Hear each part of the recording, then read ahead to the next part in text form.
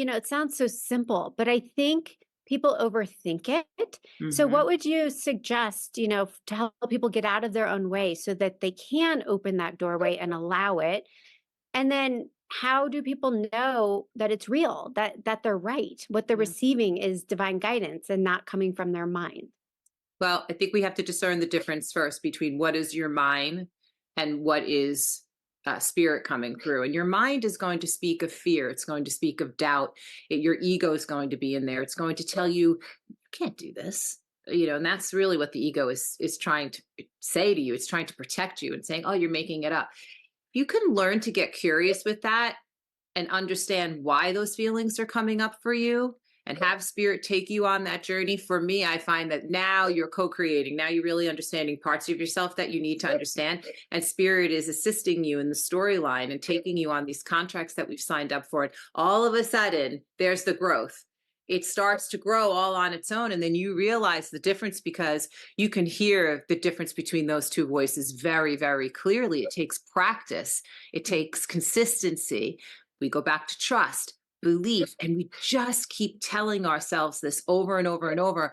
And I feel that when we have that type of consistency, it undoes all of that nonsense that we were taught to forget about, all of the things that Yeah. we were taught to confine our beliefs, and we just open ourselves up. But it takes practice and it's not always easy. Yeah, no, it's true. And we're all wired so differently. And so Mhm. we're going to receive the information differently.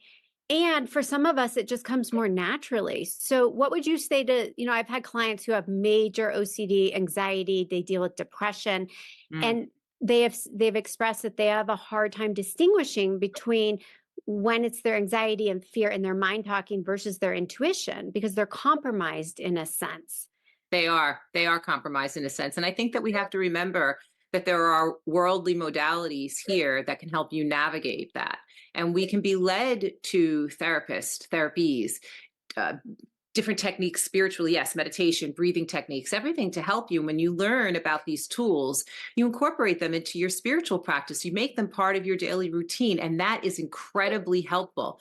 We all have anxiety to some degree. Yes, sometimes it's spirit tapping into us, and we can learn the difference between energy and frequencies and who's speaking to us. But a lot of the time, that's hard to wrap our brains around, especially people who have been dealing with all types of different issues in their life. Again, we go back to lead me, take me, show me, and I'll Right. say yes. I mean, that's what I say to my guides when I'm in that type of way. I always tell them I might have a hard time discerning and be in fogginess and not know what my ego's doing or fear. And I have to lean into those spaces and say, okay, guides, source, Yeah. show me what I need to do. And then they speak to us through other people, through social media, through all of these areas. We can start to see these themes. What I love about what you said, though, is that we're all very different. And we have to be aware that we can make our practice any way that we want it to be. It is authentically and uniquely ours. I always tell people, I caution them, don't make it look like mine. Don't make it Mhm. look like somebody else's. Make it look like your own. And then those parts of yourself become super powerful. They become so powerful because they're true and they're authentic. And we're not trying to fight it. We're just trying to understand it.